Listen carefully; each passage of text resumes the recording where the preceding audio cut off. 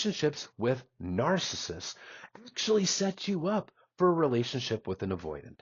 It is a common pattern where somebody goes from a narcissistic relationship to a relationship with a severe avoidant, especially a dismissive avoidant or a fearful avoidant that leans heavily dismissive. It's actually such a common pattern that I've made multiple videos about this, and it's still worth bringing up again. And the breakup, the discard from the avoidant usually hurts so much worse than the narcissistic discard in most cases. So why does this pattern happen? First and foremost, being in a narcissistic relationship will definitely trigger any kind of underlying anxious tendencies that a person might have. Prior to the narcissistic relationship, you might not have been that anxious, but the narcissist, well, due to their gaslighting, their hot and cold behavior, manipulations, silent treatment, all that kind of stuff, you start to learn to walk on eggshells. You get trained that this is the norm. You've been going through the love desert. During the devaluation phase of the narcissistic relationship, they are withholding love, withholding affection. They're laying out more criticism your way. They're finding fault in everything you do. They're withholding physical intimacy, and the relationship gets progressively worse and worse and worse. But in that relationship, you are desperately trying to be good enough to earn the love from the narcissist, to try to get them back to the early love bombing phase. If I only try harder, maybe that early version that loved me will come back. Of course, it never happens. But you're crawling through the Sahara Desert of love. You're getting completely dehydrated of any kind of love, affection, and validation that you need in a relationship. So finally, when the narcissistic relationship comes to an end, there is a bit of a sense of relief because it's been so toxic, so awful, so manipulative for so long. Well, now you know what a narcissist is. You've gone through it and you don't want to go through it again. So when you go back out into the dating world, you're looking for red flags, making sure that this person's not a narcissist. Then along comes the avoidant. And they are not giving you the narcissistic red flags, but they are often love bombing you and creating this intense chemistry and connection in a way that does not give you the narcissistic vibes. It feels real. It feels genuine. They feel like they are completely into you. You feel seen, heard, wanted, and validated like never before. But you can sense that this person is not a narcissist, so it feels safe. And you go all in, not even recognizing that the avoidant is pushing things along too far, too soon, too fast as well. That they are, in fact, actually love bombing you in a less overt way. Now, not all avoidants love bomb, but many, many do. Avoidants avoid. They avoid processing emotions. They've learned to suppress emotions from childhood. So this is a person that has a lifetime of bottled up emotions. They suppress, suppress, suppress. But early in the relationship, the dopamine is flowing. You're giving the avoidant all sorts of affection and validation, and they're feeling good. So their fears haven't been triggered yet. It's still too new. There's no emotional intimacy, no disagreements, no expectations put on them. So they're feeling safe. And they're thinking they got it right this time with you. And they're letting all these emotions pour out onto you. And it feels amazing. It's like a drug.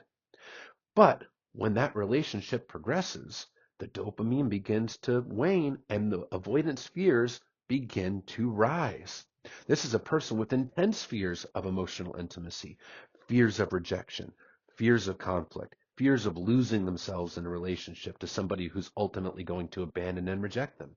Well, now their fears are taking over and they are beginning to do distancing behaviors, sometimes gaslighting, stonewalling, hot and cold.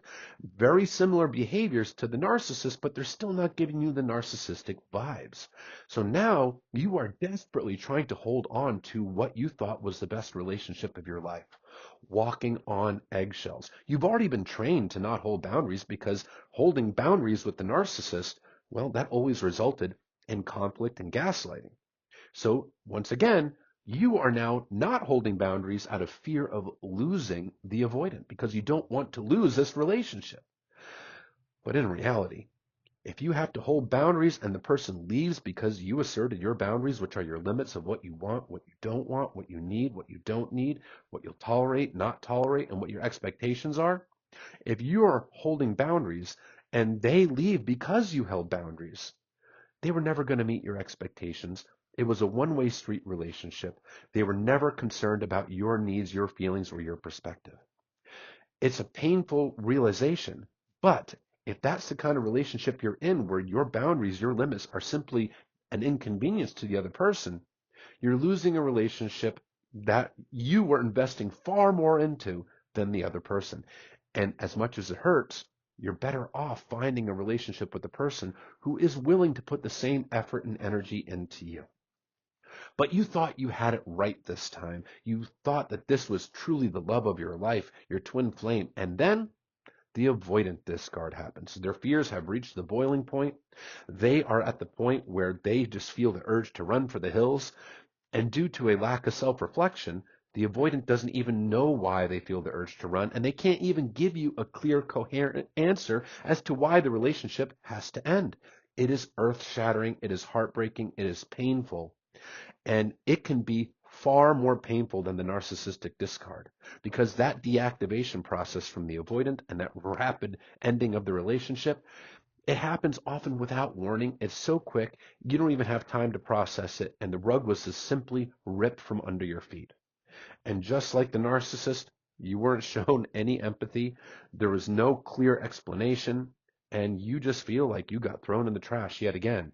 And it can really be completely heartbreaking. You didn't deserve it. You wouldn't do it to them, and you didn't deserve it happening to you. But your boundaries are really how you protect yourself from ever going through this again. Because narcissists, as well as avoidants that are not working on themselves, they cannot maintain relationships with people that have, hold, and enforce boundaries. Because your boundaries, your needs, your expectations, your limits are going to be an obstacle to this person. Because the avoider, the narcissist, they both approach a relationship with a what's in it for me attitude. How does this person make me feel? Me, me, me. Part of emotional availability is not only the ability to make a deep emotional bond and connection, which neither of them can do, but also the ability and willingness to empathize with the other person, to care about their feelings, wants, needs, and perspective. And a person that's only focusing on themselves, what's in it for me, is inherently not going to really empathize with the other partner's needs, wants, and feelings.